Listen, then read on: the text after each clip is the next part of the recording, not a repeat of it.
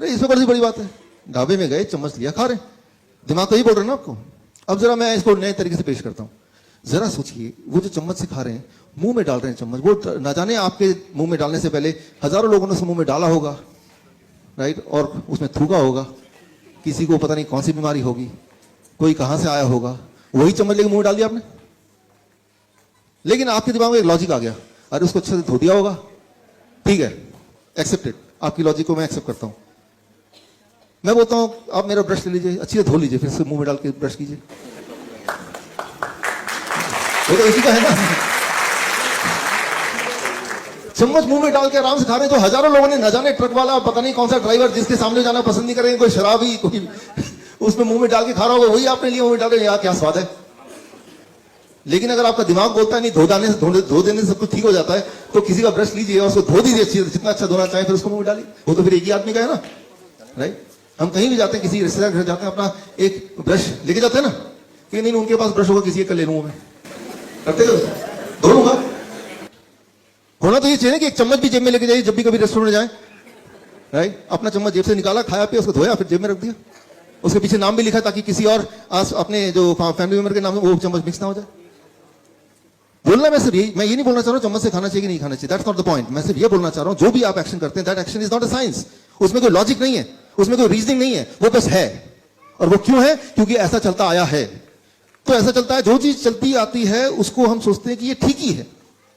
कैसे हम डिसाइड करते हैं इज इट, ये ठीक है कि नहीं है? सिर्फ एक ही चीज हम देखते हैं, क्या ये चलता आया है ऑलरेडी।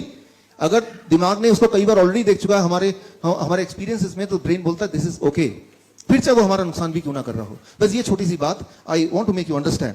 फॉर एग्जांपल, अगर हम बीमारी की बात करें, दुनिया में इस तरह के शहरों में जैसे फरीदाबाद, दिल्ली है, न्यूयॉर्क है, हो ची मिन्ह है, बैंकॉक है, जो बड़े बड़े शहर हैं, जो मेट्रो सिटी जिसे बोलते हैं, 30% of the death, every third death is because of heart disease. आपको बताइए ये बात। पहला सबसे बड़ा कारण इस तरह के शहर में मरने का है वो heart disease, you know that. Second सबसे बड़ा कारण मरने का वो है कैंसर। हर 10 में से 2 death, 20% death is because of cancer, ये भी आपको पता है। तीसरा सबसे बड़ा कारण है मरने का, दैट इज कॉल्ड एट्रोजेनेसिस।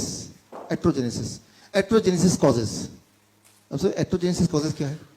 एट्रोजेनेसिस का हिंदी में मतलब है डॉक्टर या मेडिसिन की वजह से death. That is about, according to journal of American medical association, 15%। World average, India का एवरेज क्या है वो पता नहीं, लेकिन वर्ल्ड एवरेज है मेट्रो सिटीज के 15%।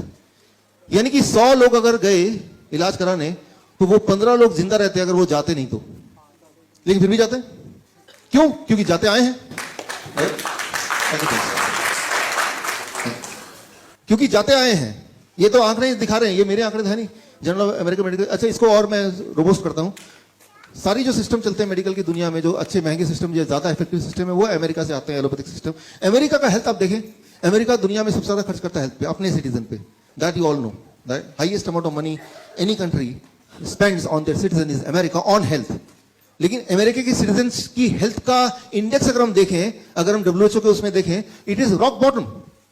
मतलब 70% of American at any point of time they are severely ill, severely obese, right. इसको और थोड़ा इलैबोरेट करता हूं मैं कि 1962 में यूएस में ओबेसिटी था 13%, डायबिटीज था 2.5%, हाइपरटेंशन था जितना भी था, लेकिन हाइपरटेंशन अब देखें 30% इंक्रीज हो गया, डायबिटीज 6.9% हो गया, ओबेसिटी 34% हो गया। अच्छा, एक इंपॉर्टेंट बात यह है कि अगर एडवांसमेंट हो रहा है, ज्यादा हॉस्पिटल्स आ रहे हैं, टेक्नोलॉजी अच्छी हो रही है, तो बीमारियां क्यों बढ़ रही हैं? वो तो घटनी चाहिए ना, पीपल शुड बी हेल्दी। तो ये है लॉजिक से मैंने समझाया। लेकिन अब अगर आप बीमार पड़ेंगे तो क्या करेंगे? ब्रेन लॉजिक को बाईपास कर देगा उसी वक्त। ब्रेन बोले छोड़ो लॉजिक, कोई मतलब नहीं है, आप देखो पहले क्या हो रहा था, and brain will follow that, right.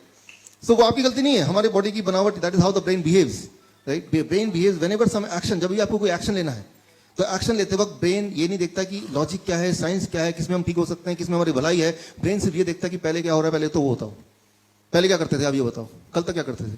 Chances ये हैं कि जो भी आप कल तक करते थे, जो भी आप देखते आए हैं, चांसेस ये हैं कि चाहे उससे नुकसान हो रहा हो या फायदा हो रहा हो, you will still do that, right. That is how our brain is programmed, and that is what you have to understand. अच्छा, ऐसे में हम करें क्या? तो ये तो सारी सिचुएशन है, राइट। तो इस सिचुएशन को ध्यान रखते हुए what we have to do, so आज उस पर बात कर रहे हैं कि what we have to do. यहां से जब घर जाएं तो इस नॉलेज को अंडरस्टैंड करते हुए इसको हम प्रैक्टिकली अपने जीवन में, अपने प्रॉब्लम्स को सॉल्व करने के लिए हाउ दर्शकों के लिए एक खास मेरा मैसेज, आप इस दोनों चैनल के माध्यम से मेरे वीडियोस आप देख रहे होंगे, नए नए जो टेक्निक्स हैं वो आप सीख रहे होंगे। एक चीज़ करना भूल जाते होंगे कि वो ये है सब्सक्राइब करना। सब्सक्राइब कीजिए ताकि जो मेरे नए टेक्निक्स हैं, नए वीडियोस हैं, वो राइट टाइम पे आप तक पहुँचे, सबसे पहले पहुँचे।